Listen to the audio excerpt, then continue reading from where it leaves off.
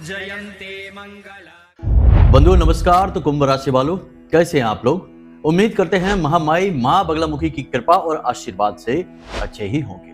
तो कुंभ राशि वालों ध्यान से समझिए, होली से पहले या होली के दिन भूल कर भी किसी को मत दे देना अपनी ये दो चीजें आपने यदि किसी को यूं ही दे दी, जाने अनजाने में, या दान भी कर दी या प्रयोग के लिए दे दी, चाहे किसी अपने को ही क्यों न दें, अपने भाई बंधु और अपने मित्र सखा किसी को भी दे दी, तो आप अपनी बर्बादी स्वयं अपने घर में लेकर आएंगे। जी हाँ बंधुओं, शनिदेव, सूर्यदेव और आपके पितृदेव का क्रोध आपके ऊपर बरसेगा। जी हाँ बंधुओं, नकारात्मक ऊर्जा चारों तरफ से आपको घेर लेगी और होली के बाद आपके बुरे समय की शुरुआत हो जाएगी। जी हाँ बंधुओं, और ये सारी बातें हम आपको यूं ही नहीं कह रहे हैं, इन सारी बातों को कहने के पीछे पूर्ण ज्योतिषीय आकलन है और आपकी राशि और आपकी कुंडली की ग्रह की स्थितियों के आधार पर हम ये बातें आपको बता रहे हैं। जी हाँ बंधुओं, याद रखना कि ठीक 14 मार्च के दिन जहां होलिका दहन होगा, वहीं सूर्य देवता भी राशि परिवर्तन करेंगे और राशि परिवर्तन करके पहुंच जाएंगे राहु के साथ, और वहीं पर बुध और शुक्र भी मौजूद हैं। यानी कि यह बहुत ही खतरनाक तालमेल होगा सूर्य देवता का राहु के साथ। याद रखना कि राहु एक ऐसा ग्रह है जो सूर्य देव को भी ग्रहण लगा देता है। कलयुग का राजा है, महाशक्तिशाली है, वैसे तो राक्षस ग्रह है, क्षुद्र है, छाया है, परंतु सूर्य को भी ढक देने की शक्ति रखता है। तो ऐसे में यदि आपने ये भूल कर दी कि इन दो चीजों का चुपचाप बिना जाने या अनजाने में लेन देन कर लिया, तो आप निश्चित तौर पर सूर्य देवता के क्रोध के भाजन बन जाएंगे और पितृदेव और शनिदेव भी आपको निश्चित तौर पर क्रोधित हो जाएंगे, आपकी जिंदगी खराब करने लगेंगे, आपके ऊपर नकारात्मक प्रभाव देने लगेंगे। अब कौन सी है ये दो चीजें, साथ ही साथ इन दोनों चीजों का आपसे क्या संबंध है, और एक बात हम आपको और बता दें कि जब बुरा समय आने को होता है तो पहले ही इंसान की बुद्धि हर ली जाती है, इसीलिए विनाशकाले विपरीत बुद्धि।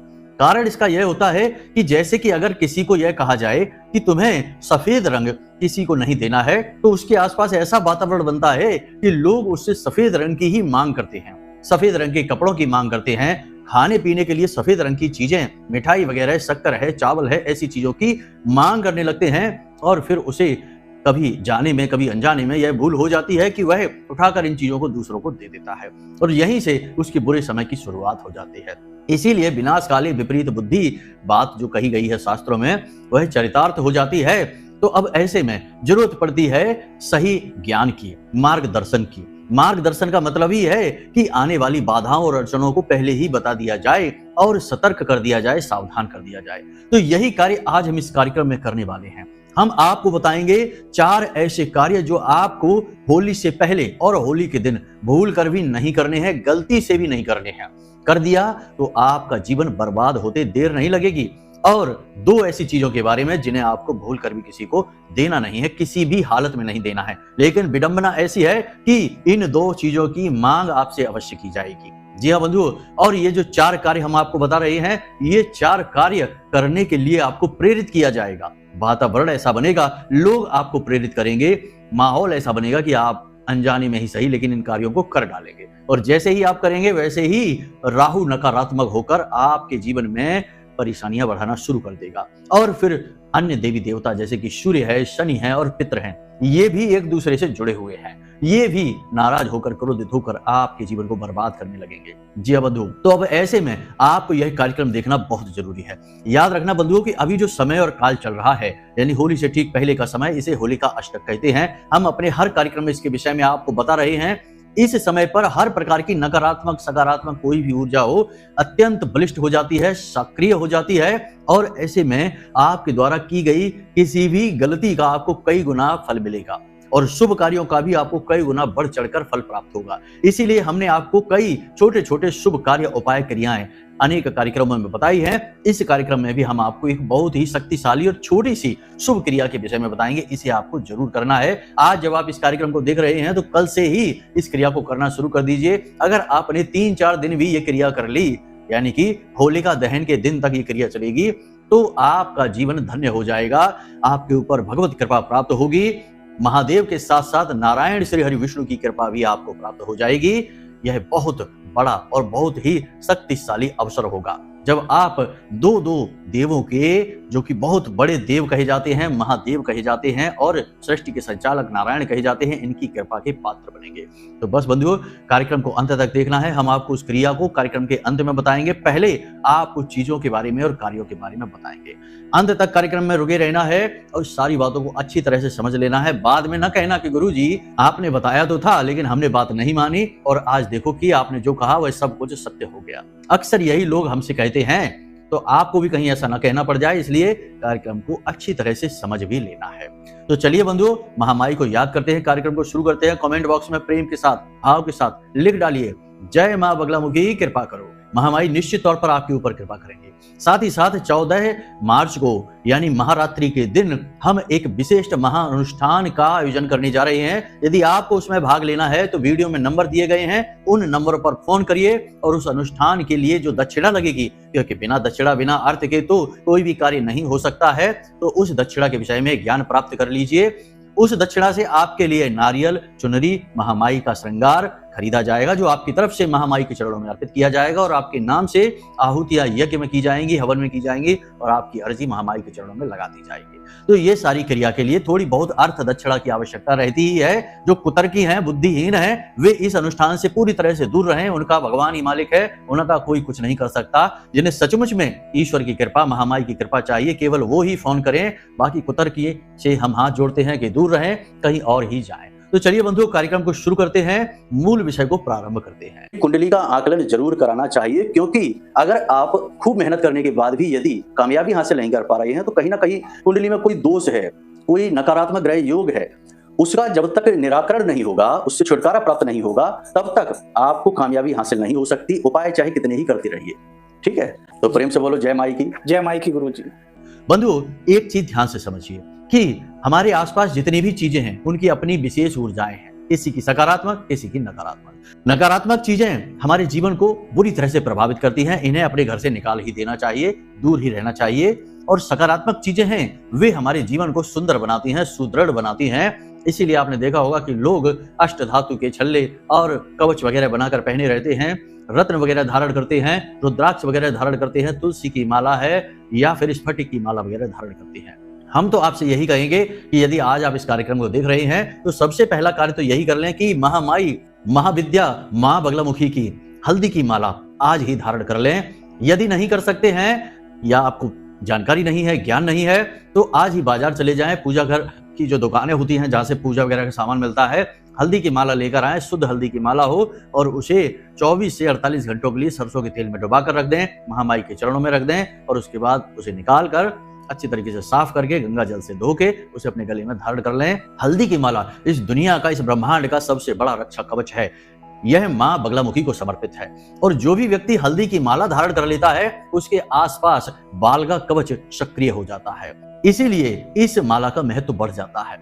यह बालगा कवच आपको हर एक नकारात्मकता से दूर रखेगा, हर एक नकारात्मक शक्ति को काट डालेगा, आप तक पहुंचने ही नहीं देगा। फिर काय का नजर, टोना टोटका, काय की तंत्र विद्या कुछ भी आपके पास आएगी ही नहीं, सब कुछ दूर भाग जाएगी। तो ये क्रिया तो आप आज कर ही लें जब आप इस कार्यक्रम को देख रहे हैं या फिर कल कर लें। कोई भी विशेष नियम, विधि विधान या फिर विशेष दिन की आवश्यकता नहीं है। अभी जो दिन चल रहे हैं इन दिनों पर मां बगलामुखी की ऊर्जा भी चरम सीमा पर है और इसका भी आपको लाभ प्राप्त हो जाएगा। जी हाँ बंधुओं, तो यह एक कार्य हो गया। दूसरा कार्य आपको यह है कि प्रतिदिन मंदिर में जाएं और इन दिनों में मंदिर में जाएं और दान पात्र में एक छोटी सी रकम, जितना आपका बने, 5 रुपए, 10 रुपए, 20 रुपए, उस रकम को मंदिर के दान पात्र में दान अवश्य करते रहें। क्योंकि इसके बाद जो मंदिर में अनुष्ठान होंगे, पूजा पाठ होंगे, भंडारे होंगे, गरीबों को भोजन कराया जाएगा, जो बाहर भिखारी बैठे रहते हैं उन्हें भोजन कराया जाएगा, प्रसाद दिया जाएगा, उस सब में आपके द्वारा दी गई राशि का प्रयोग हो जाएगा और बिना कुछ किए ही आपको दुनिया भर का पुण्य, प्रताप, फल, दैवीय कृपा प्राप्त हो जाएगी। याद रखना कि मंदिर जो होते हैं वे सकारात्मक ऊर्जा के केंद्र होते हैं। वहां से नाना प्रकार से लोग अपने जीवन में पॉजिटिव एनर्जी को लेकर आते हैं। कोई प्रसाद चढ़ाकर, कोई अनुष्ठान करके, कोई कथा भागवत करवा के, कोई मंदिर में दान करके, भंडारे करवाकर, अलग अलग प्रकार से अपने जीवन में सकारात्मक ऊर्जा, भगवान की कृपा को लेकर आते हैं। तो तर्क कुतर्क के चक्कर में ना पड़ें और जो शास्त्रीय है, जो विधि विधान के द्वारा बताया गया है, नियमबद्ध है, उसी नियम को मानें। तो आप ये कार्य भी जरूर शुरू कर दें, 100% कर दें। अब बात करते हैं 4 ऐसे कार्य जो आपको भूल कर भी नहीं करने हैं। तो होली तक किसी को भी 1 भी रुपया उधार नहीं देना है। एक बात हम आपको बता दें कि रुपए उधार देने की बात आज हम आपको बता रहे हैं और 24 घंटे के अंदर अंदर आपके पास कोई ना कोई पैसा उधार मांगने आएगा। 100% ये बात लिख कर आप रख लीजिए। यदि आप आज इस कार्यक्रम को देख रहे हैं, 24 घंटे के अंदर अंदर कोई ना कोई पैसे आपसे मांगेगा जरूर।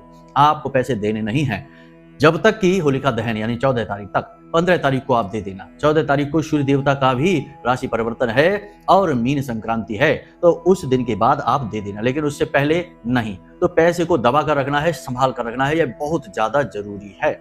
दूसरा कि आपको अपने स्वास्थ्य के साथ बिल्कुल भी लापरवाही नहीं करनी है। याद रखना कि यह पूरा वर्ष मंगल को समर्पित है और मंगल का पहला जो आपसे डिमांड है, मांग है, वह यह होती है कि आप अपने स्वास्थ्य के बारे में सतर्क रहिए, होशियार रहिए, अपनी सेहत को अच्छा, सुंदर, सुदृढ़ बनाकर रखिए।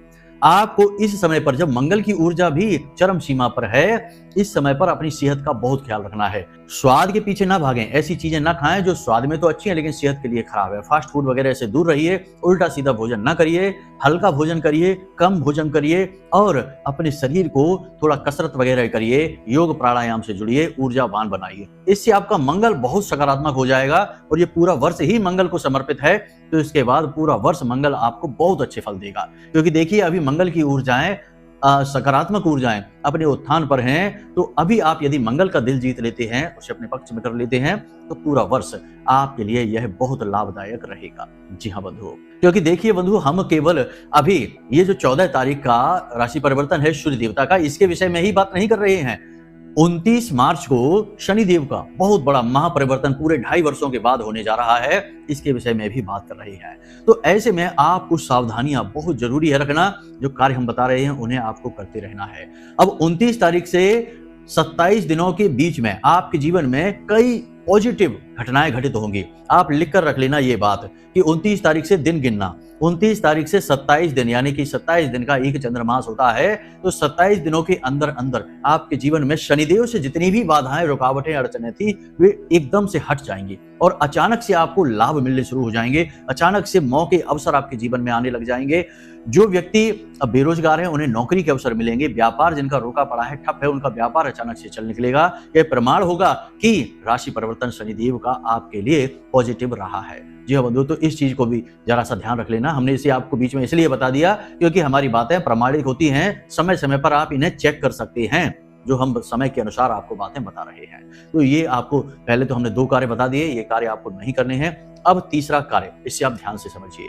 किसी भी मजदूर यानी निम्न वर्ग का जो कर्मचारी है, आपसे काफी निचले स्तर का कर्मचारी है, रोज मेहनत करके रोजी रोटी कमाता है, उसका दिल नहीं दुखाना है, उससे मोल भाव नहीं करना है, उसके पैसे ज्यादा नहीं तोड़वाने हैं। लोगों की यह आदत होती है कि बड़े बड़े शॉपिंग मॉल में, कॉम्प्लेक्स में चले जाएंगे और वहां मुंह मांगे पैसे देकर चले आएंगे। 100 रुपए की चीज के 200-300 रुपए देकर चले आएंगे।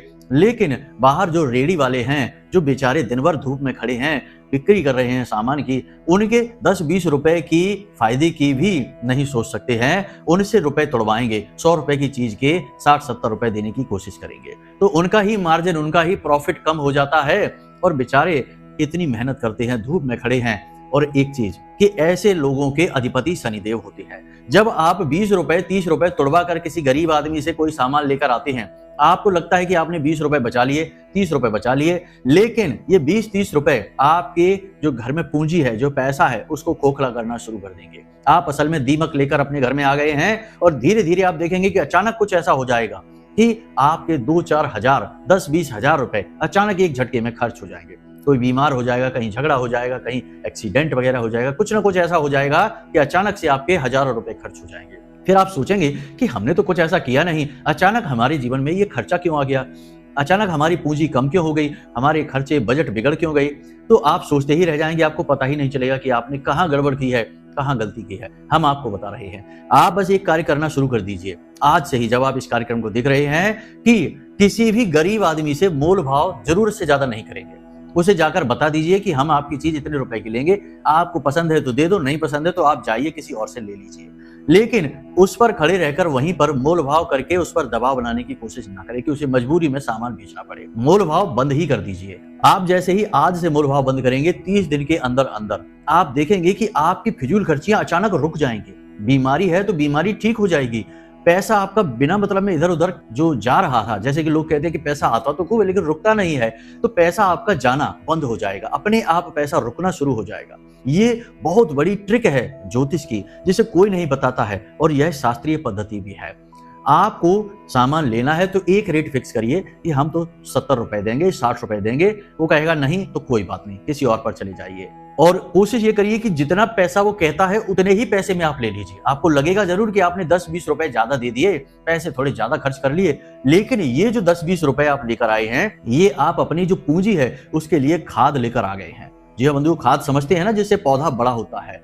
अब आपकी जो पूंजी है वह बढ़ना शुरू हो जाएगी, फिजूल खर्ची रुकना शुरू हो जाएंगे, अनावश्यक खर्चे रुक जाएंगे और आपका धन बढ़ता चला जाएगा। जी हाँ बंधुओं, तो मोल भाव की आदत बहुत ही खराब आदत होती है, बहुत ही गलत आदत होती है, और कुतर्की इस आदत को कुछ ज्यादा ही अपनाकर बैठती है। उन्हें लगता है कि पूरी दुनिया उनको लूटने पर उतारू है और सबसे उनको अपना धन बचाना है। याद रखना कि धन खुद चुनता है कि वह किसके पास रहेगा। आप पैसे को ना तो रोक सकते हैं, ना कमा सकते हैं, और ना ही किसी को दे सकते हैं, जब तक कि धन, पैसा माता लक्ष्मी स्वयं ना चाहें। जी हाँ बंधुओं, इसीलिए रातों रात करोड़पति सड़क पर आ जाते हैं और सड़क पर रहने वाले रोडपति करोड़पति बन जाते हैं। यह माता लक्ष्मी खुद चुनती हैं, धन खुद चुनता है, तो धन के नियम तो मानने ही पड़ेंगे। नहीं मानोगे तो ऐसे ही बर्बाद रहोगे। कोई भी काम कर लेना, परिणाम शून्य ही रहेगा, ये लिख कर रख लेना। तो इस बात का ध्यान रखना है, बिना मतलब के मोल भाव नहीं करने हैं, पैसे तोड़वाने नहीं हैं। जी हाँ बंधुओं, अब बात करते हैं चौथा और सबसे महत्वपूर्ण कार्य। जी हाँ बंधुओं, गलत चीजों का सेवन। जी हाँ, लोग ये अक्सर करते हैं, उन्हें एहसास तो खूब होता है कि शराब पीना गलत है, मांसाहार गलत है, उल्टी सीधी चीजें, नकारात्मक चीजों को खाना पीना, उनका उपभोग करना गलत है, तब भी लोग करते हैं और जानबूझकर मुसीबत बुला लेते हैं। बड़े ग्रहों के गोचर के समय पर ऐसे कार्य नहीं करने चाहिए, और खास तौर से इस समय पर जबकि होलिकाष्टक का समय चल रहा है। आपको नशे से पूरी तरह से दूर रहना चाहिए, मांसाहार से पूरी तरह दूर रहना चाहिए। यहाँ तक कि हम तो ये भी कहेंगे कि तामसिक भोजन, अधिक मसालेदार भोजन से भी आपको दूर रहना चाहिए। साधारण भोजन खाइए, जैसा आहार वैसा विहार, यथा पिंडे तथा ब्रह्मांडे। जैसा आप अपने भोजन ग्रहण करेंगे वैसा ही व्यवहार बनेगा। तामसिक भोजन खाएंगे तो जगह जगह झगड़ा, विवाद और बनते काम बिगड़ते चले जाएंगे, और यदि आप साधारण भोजन खाएंगे, सात्विक भोजन खाएंगे, तो आपके बिगड़े काम भी बनने शुरू हो जाएंगे, आपकी वाणी मधुर हो जाएगी, मन शांत हो जाएगा, और आपका बुध और शुक्र दोनों सक्रिय हो जाएंगे, पॉजिटिव हो जाएंगे। तो ये 4 कार्य जो हैं आपको भूल कर भी नहीं करने हैं। नशा नहीं करना है, पैसे उधार नहीं देना है, मोल भाव नहीं करना है, और किसी को सताना नहीं है, और अपनी सेहत का ख्याल रखना है। ये 4 कार्य आपको करने हैं, यानी कि इन पर ध्यान देना है। निषेध है और इनका उपभोग है, वह आप समझ लेना। बाकी अब चलो आगे बढ़ते हैं, आपको बताते हैं इन 2 चीजों के विषय में। तो अब ध्यान से सुनिए बंधुओं, पहली चीज है सूर्य देवता से जुड़े हुए, क्योंकि देखिए सूर्य देवता अब जिस राशि में, मीन राशि में प्रवेश करने जा रहे हैं, उससे पहले आपको बता दें कि वहां राहु पहले से ही मौजूद हैं, और राहु सूर्य को कमजोर बना देते हैं। यह सुनने में भले ही अच्छा ना लगे, लेकिन जैसे ही सूर्य देवता वहां प्रवेश करेंगे कमजोर हो जाएंगे। अब ऐसे में यदि आपने सूर्य से जुड़ी हुई चीजें किसी को देना शुरू कर दिया, तो सूर्य देवता बलहीन हो जाएंगे, और आपके जीवन में सूर्य के जितने भी फल हैं वे सारे के सारे रुक जाएंगे। खास तौर से पितृ देवता के आशीर्वाद भी रुक जाएंगे, क्योंकि पितृलोक सूर्य लोक के पास ही स्थित है। पितृलोक का सीधा संबंध सूर्य देवता से माना जाता है। सूर्य देवता ही पितृ देवताओं के अधिपति भी माने जाते हैं। तो यहाँ पर आप समझिए, सूर्य को कमजोर आपको नहीं करना है।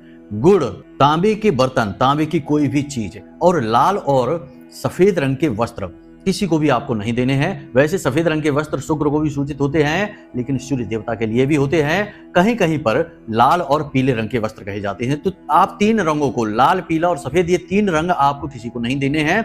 किसी को भी आपको तांबे की कोई भी चीज उपयोग के लिए भी नहीं देनी है। और यहाँ पर आपको सबसे महत्वपूर्ण कि गुड़ किसी को भी नहीं देना है। घर में बात चल जाएगी, घर में लेन देन आप कर लीजिए, लेकिन बाहर किसी को भी नहीं देना है। कभी कभी हम ऐसा करते हैं कि गुड़ से बनी हुई कोई मिठाई किसी को उपहार में दे देते हैं, जन्मदिन में दे देते हैं। ये नहीं करना है, इससे आपको बचना है। सूखे मेवे जो होते हैं ना, उनसे भी आपको बचना है, खास तौर से बादाम, काजू और पिस्ता, इनसे आपको बचना है, क्योंकि ये भी सूर्य के सूचक होते हैं।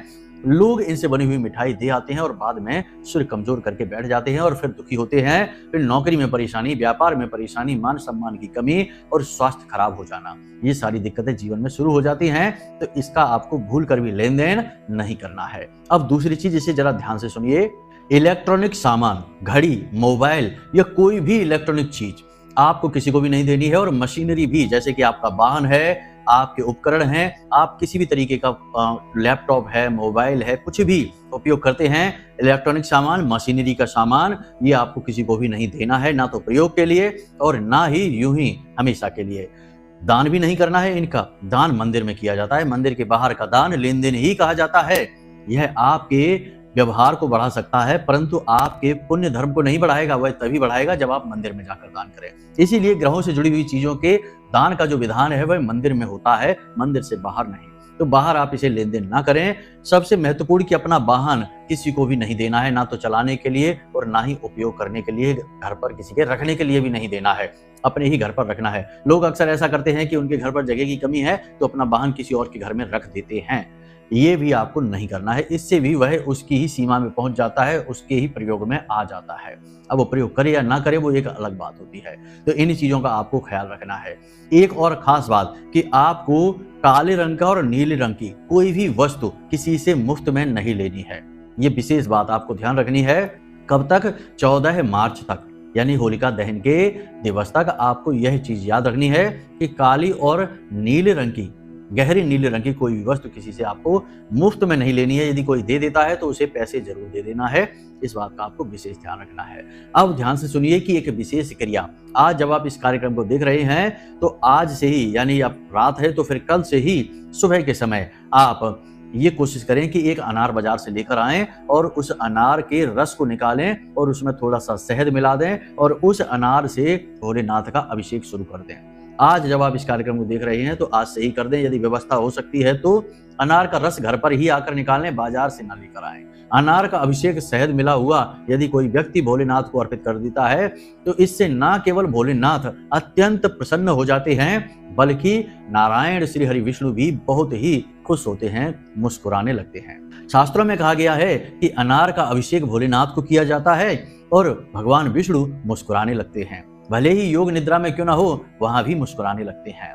तो ये बहुत बड़ा प्रयोग है, इसे आप कर सकते हैं, जब चाहे तब कर सकते हैं, लेकिन इस समय पर करेंगे, होलिका अष्टक के समय पर, तो इसका आपको कई गुना बढ़ चढ़कर लाभ प्राप्त होगा।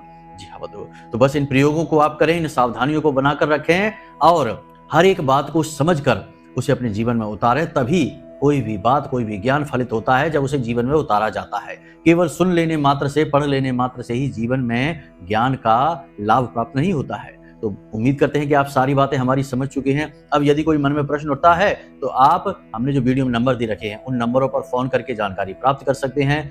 महा अनुष्ठान में शामिल होना चाहते हैं तो उसके लिए भी जानकारी ले सकते हैं। और यदि आपको कुंडली विश्लेषण कराना है तो उसके लिए भी आप इन्हीं नंबरों पर फोन करिए जो हमने वीडियो में दे रखे हैं। तो चलिए बंधु, आज के इस कार्यक्रम को यहीं विराम देते हैं। हमेशा हंसते रहिए, मुस्कुराते रहिए, सकारात्मक रहिए और महामाई पर अपनी आस्था और विश्वास बनाकर रखिए, क्योंकि आपका उद्धार तो माई के हाथों से ही होना है। तो प्रेम से बोलिए जय माई की। माता रानी आपका कल्याण करें। धन्यवाद।